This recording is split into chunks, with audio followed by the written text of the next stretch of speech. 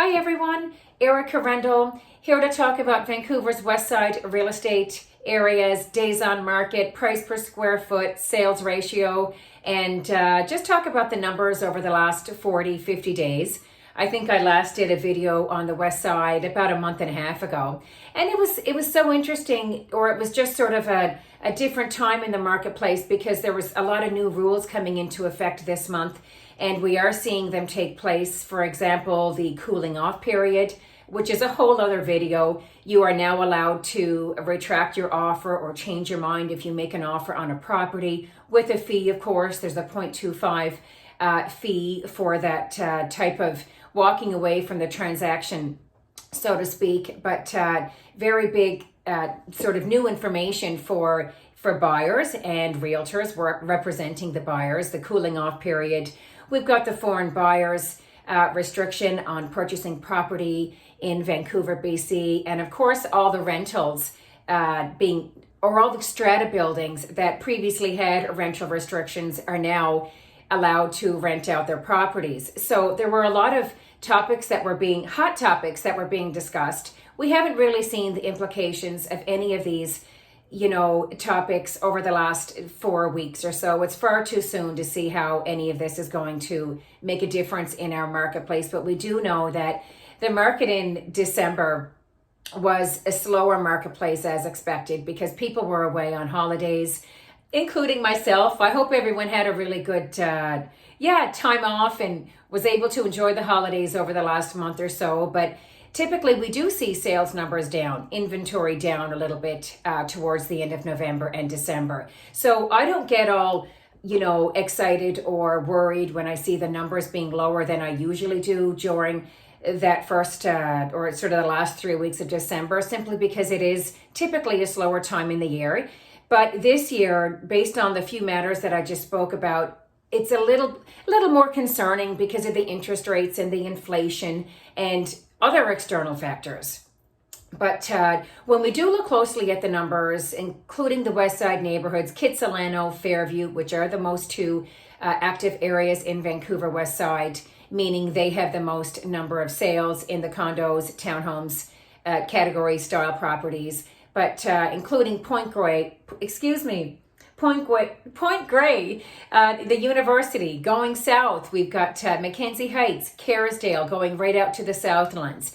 And of course, when I speak of the West Side, we're also talking about Mount Pleasant, Vancouver West Side neighborhoods as well. Falls Creek, the Olympic Village area. So all these areas are the neighborhoods that I'm referring to. Okay, days on market, we're looking at 26 days on the marketplace. So an extra week to sell your property. That's not a big change over the last few months. We're looking at a 99% sales to list price ratio. So if you list your price or your home, for example, at $1 million, you can expect the sale price to be very close to $1 million, if not, 995,000, so to speak. So a very small sort of difference there. We do have a lower number of inventory. The inventory, which is, of course, the number of homes coming to the marketplace, is down 34%. This is a big drop in homes for sale. We were hoping, as we got into the third quarter of 2022 to see that number continue to increase, but we're seeing the total opposite. We are seeing the inventory numbers decrease. So that is still helping the properties in the West Side of Vancouver sustain their value. We're not seeing a lot of, sellers rushing to the marketplace. We're not seeing more inventory that we were hoping for. So the inventory being down is going to continue to be a huge topic in Vancouver City because the balance in our, in real estate, it's all about supply and demand. And if we don't have enough product to keep up with demand, that's where we're going to creep towards more of a seller's marketplace. The actual marketplace right now, as they define it in these West Side areas, it is a balanced marketplace. The sales ratio right now is sitting at 20%. 20% is just under 21%, which of course is for a sustained number of months. If that number sits in that range, is when we can say that it's a seller's market. Being between 12% and 20%, it is a balanced marketplace, which is where the activity levels are, which is where we're seeing most of the activity levels in Vancouver East Side or in the West Side and the East Side. And of course, below that 12% is when we can call it a buyer's marketplace, when there's more room for negotiation. Anyhow, so yeah, I hope that makes sense. It's a balanced marketplace, West Side, teetering on a sales marketplace, 20% sales ratio.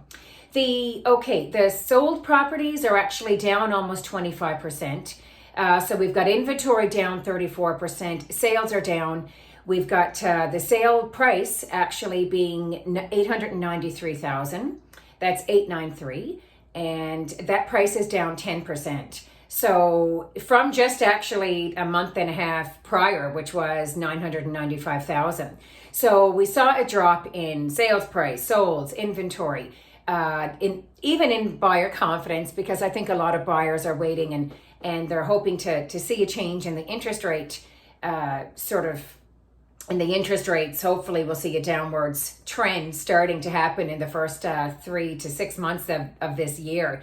But I think a lot of buyers are adjusting to the new rates, being at fixed and variable at above 5%, because we are still seeing activity. So although all the numbers are being dragged down, if you've got a great suite in any of these neighborhoods, if it does show well, if it's marketed well, if you've got a good realtor on your side, you will see a sale in a successful, you'll see a successful sale in a reasonable amount of time.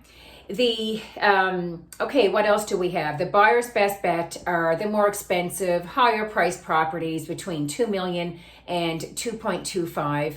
And the seller's best bet, meaning if you have a one-bedroom style property or up to a one-bedroom style home, including a loft with no bedroom, even if it is a glorified bachelor in downtown, you are in that, you're in the most active price band range, and between sort of 5 and 6 to 650,000, that is the seller's best bet. So anyhow, it's a pretty interesting marketplace as we head into the new year, as we are in the new year, as we look sort of forward over the next month or so. We're all kind of on taking caution, and we're all kind of hopeful to see more confidence with the buyers and the sellers and the activity. But rest assured, if you are looking for a new home, there are good homes available. There is good inventory. I've been looking at some pre-sales over the last, couple of months myself, and there are some great incentives on some properties, that are not built yet, being a pre-sale, but there are a lot of options available for buyers. If you needed to tap into your inventory or tap into your equity, to consider making a purchase or an upwards move, or if you're, curious about what your home's value is, and if you need to sell your property in the next 6 months and you need a home evaluation,